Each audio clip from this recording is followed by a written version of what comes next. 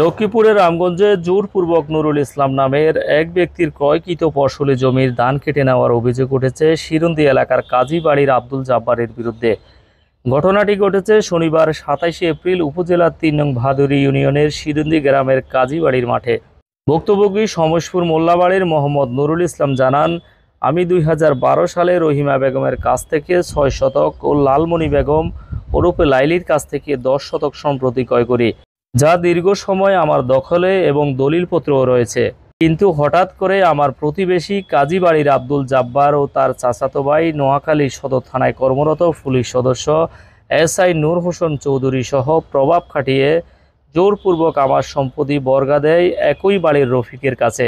তারা ৩ ব্যক্তি একসাথে চক্রান্ত করে আমার জমির ধান কেটে নিয়ে যায়। আমি বাধা দিলে আমাকে মারার হুমকি দেয়।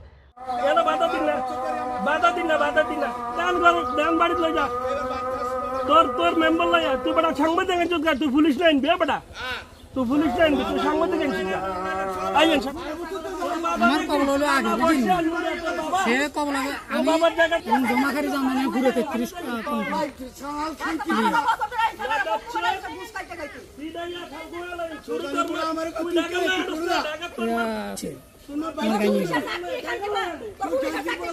আমি প্রশাসনের কাছে এই জুলুমকারীর উপযুক্ত বিচার চাই। নুরুল ইসলাম বা নুরু, আমার বাপের নাম আব্দুল খালেক মৃত্যু। আমার বাড়ি হলো মোল্লাবাড়ি, সুমসপুর বাড়ি করছি।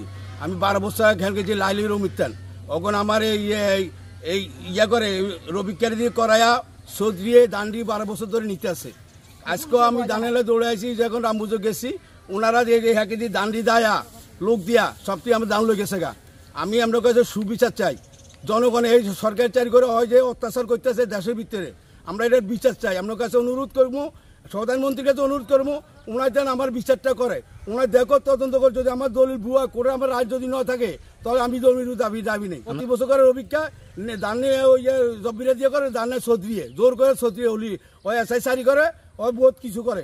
প্রতি বছর ধরে আমার 12 বছর ধরে আমার খেতে দাবি দেনা।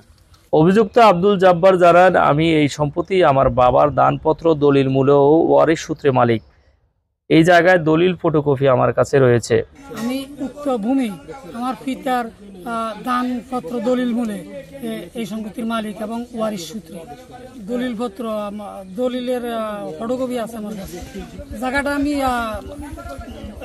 বর্গা চাষ করতেছে আমার ভাতিজা রফিক ধানের ব্যাপারে। ওই যে গোডাউন ধান রয়েছে রফিক হলো আমার ভাতিজা আর কি। দীর্ঘ 25 বছর যাবত এই জমিটা বর্গা করতেছে। 2012 সালে আমার দলিলের সম্পত্তি আবার পুনরায় কবলা করছে। শাহ আলম, দৈনিক নবযুগের কণ্ঠ, রামগঞ্জ।